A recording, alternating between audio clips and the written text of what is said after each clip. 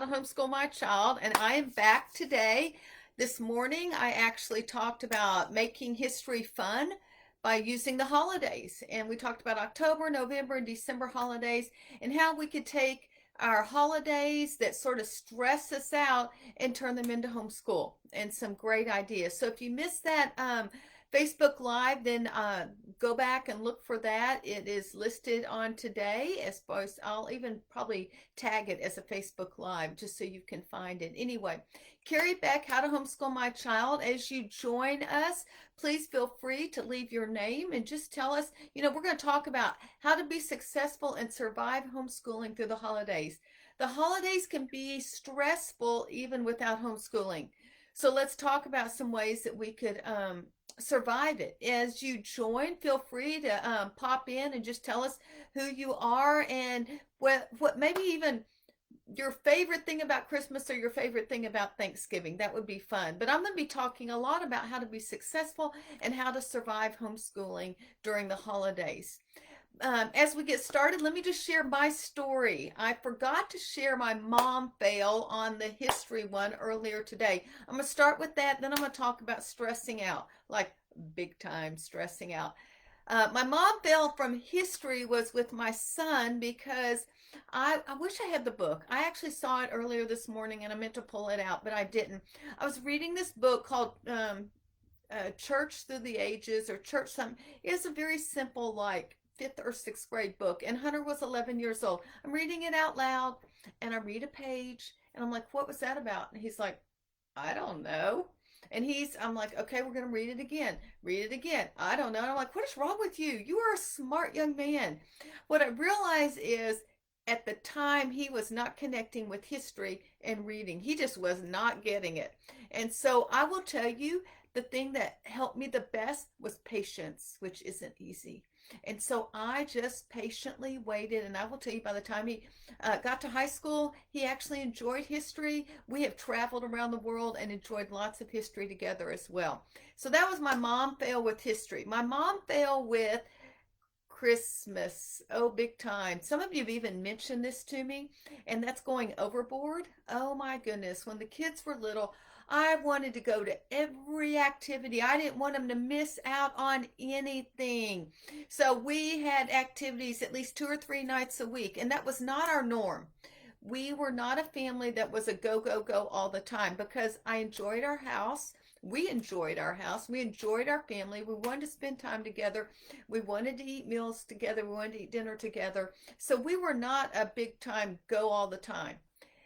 But I wanted Christmas. I wanted them to have great memories. Well, my worst memory and probably biggest memory of Christmas was one Christmas, and I think all three of the kids were born. So it must have been, I don't know, at least 22 years ago or so. We are driving in Houston. We'd had Christmas here at the house. We are driving in Houston from Steve's family celebration to my family celebration in the evening because we had Christmas here in the morning.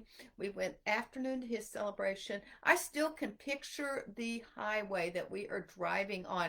I drive on that highway to go see Hunter, and I am just bawling. I am bawling because I felt like I had done everything and no one else had done anything. Namely, I was blaming my husband.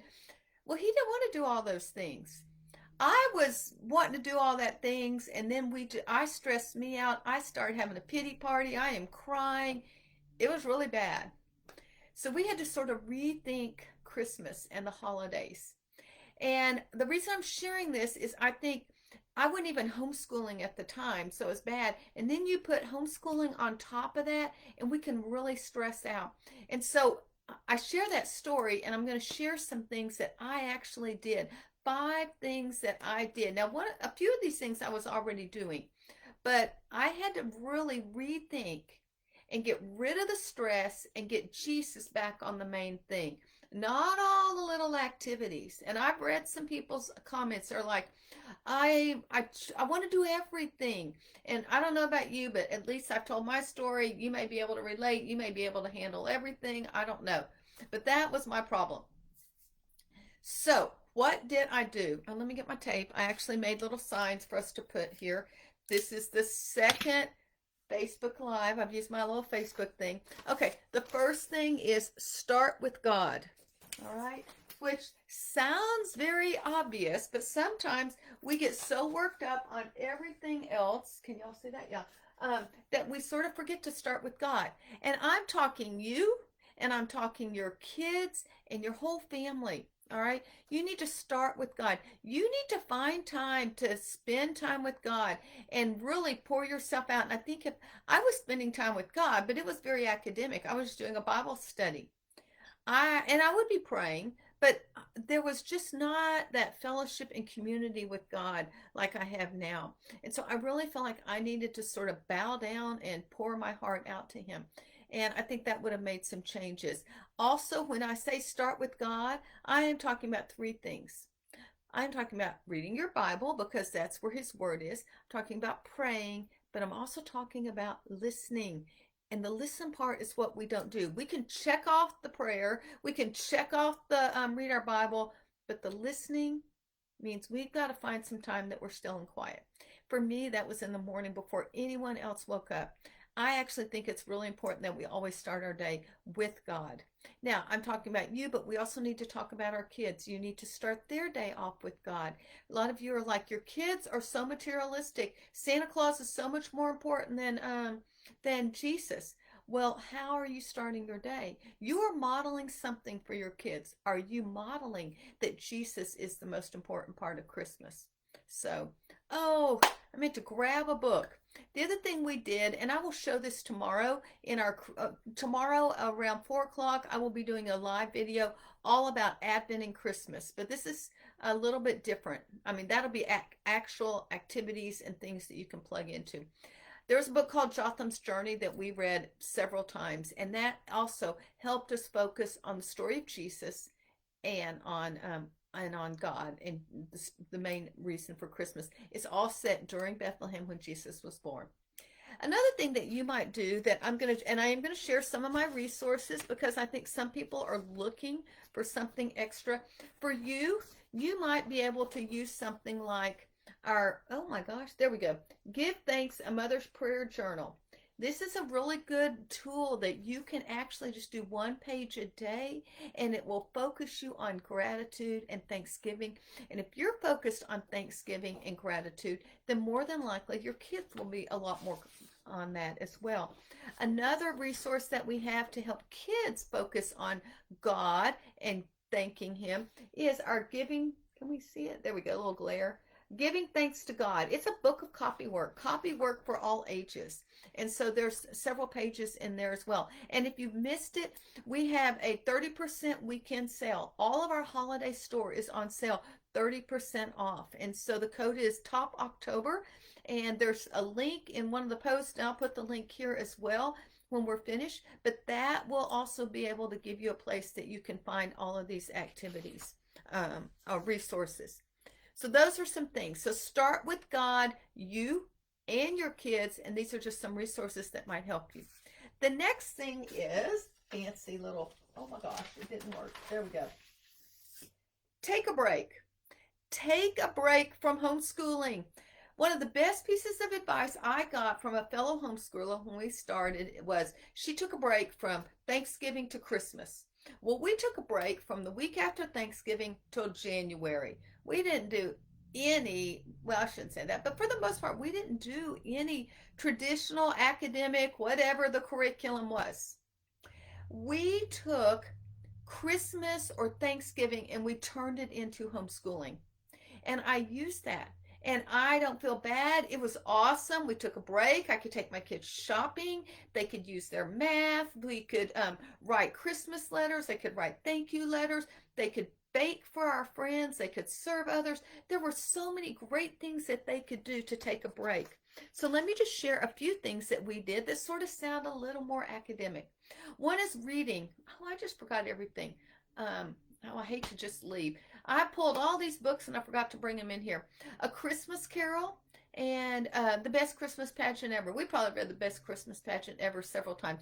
Those are books we read in the morning. We read Jotham's Journey in the evening. Steve would read that to us as well. And so we continued our read aloud. I'm telling you, we read aloud every single day because that was so important to me, whether it was summer, holiday, school time or not, reading aloud. And so I found good books. The Christmas Carol is actually really a great story. We actually started watching it as a video first. So, and it's those of you that are popping in, feel free to put your name in here and tell us maybe your favorite Christmas tradition. That would be fun.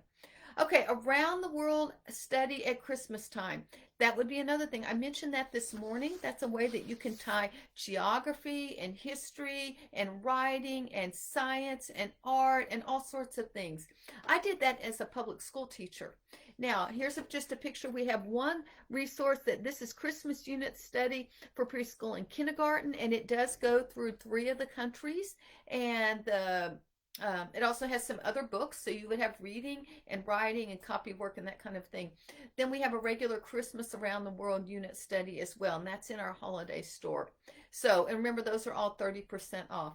Another thing you could do is you could do a study on the Star of Bethlehem. Go to Matthew 2 and start looking at each one of those clues. I think there's 9 clues in Matthew 2 to determine what is the star, and that would draw in your astronomy, that would draw in critical thinking, it would draw in some history as well. So you can take a break from homeschooling, regular homeschooling, and start doing that. We do have a Star of Bethlehem study guide that I forgot to print out too. And then, well, actually 2 more things. Another thing we did is while we were homeschooling, I discovered a lot more about Advent. I discovered a lot more about the special saint days. I discovered a lot more about Epiphany and the time between Christmas and the day of Epiphany and the wise men coming. So I took all of that and we started really celebrating and studying and learning a lot more about all the special days from history. And so that was helpful as well. And so one book that I haven't mentioned yet is Christmas Celebration. Celebrate Advent, Christmas, and Epiphany with your family. Now, it's a lot bigger than just Advent, Christmas, and Epiphany. It has some introductions on Thanksgiving and November special days, and it goes through January. But it ties in and has a lot of activities for you to do. Hello, Leslie. Hello, Stephanie. Thanks for being here, and thanks for even popping in with a comment as well. And Christina, thank you too. Let me try this because I got something showing here and I can't read everything. Okay, Star of Bethlehem sounds cool. I will tell you, I have a neighbor down the street, and it's actually one of Ashley's good friends' dad, that started doing a presentation, and he's the one who came up with the 9 clues in Matthew 2. His name is Rick Larson, and he would do this presentation at our church on a regular basis, and I listened to it every year, and I finally thought, I've got to bring this. My kids got it because they would listen to it sitting with us, but I wanted to bring it down to where everyone could use it, and I wanted to draw more homeschool academics into it. So I brought in more science and that kind of thing as well. And that's when I pulled all that together, I decided I would just make an ebook and then share it with other people as well. So that is in our holiday book as well, holiday store. This one I realized is not in the store yet, but I will put it in afterwards. Christmas carols. I've got a Christmas carols copy workbook, and you could use that for singing, piano practice, but you could also use it for copy work. You could do some grammar from it. You could use spelling from it. There's a lot of things you could do just by using the Christmas carols. My hope is, and I had it all summer long, look up those Christmas carols, but I still haven't done it. I would like to create an ebook with activities with maybe the top 10 or 15 Christmas carols that includes your regular homeschool activities. So first we want to start with God, then we want to take a break. Next, we want to not do every single activity. That was my problem. I was go, go, go. I was overboard, and I wanted to do every single thing that was out there. And it drove my husband crazy. So this is where I told you the story at the beginning that I was crying on Christmas Day and all this stuff. But I had to really rethink what was going on. And this is the solution that our family came up with. We can't do everything. How do we choose? What we decided, I mean, there are some things that Steve and I had to do just for business wise, for his business, that we had to leave the house. But other than that, we would choose one or two activities outside the house for our whole family to do. And other than that, everything was right here. And that was really good for us because Steve didn't want to be go, go, go. He did, I mean, he'd been going, going, going all day long. He didn't want to have to come home and go do more activities. So we tried to pick special things each year. We didn't do the same thing every year, but we did do, and more than likely, even on top of those two, we would go look at Christmas lights. But there's a live nativity downtown. There's a special thing downtown at Christmas all the time. There's Christmas in the park over there in College Station. So there were lots of things for us to do. We just couldn't do it all. If there was something I really wanted to do that, I mean, I had time in the day because look, I'd taken a break from homeschool. So if there was something special I wanted to do, I could do it during the daytime. And that's where I sort of fit things in as well. So I can't do everything every day, every year. I mean, I can't do every activity. The other thing is you're not going to be able to do everything every year. And some of you, I mean, I've read some of people's posts. They are just like, I just can't get it all in. And I tend to have this tendency. That was my tendency too. So if you're like that, I would really encourage you to take a step back and not do every activity. And next, I would encourage you to enjoy your family, enjoy the time at home. And so here's what some of the things we did. We would have people in our home for dinner, or if you're not a dinner person, then have them for dessert.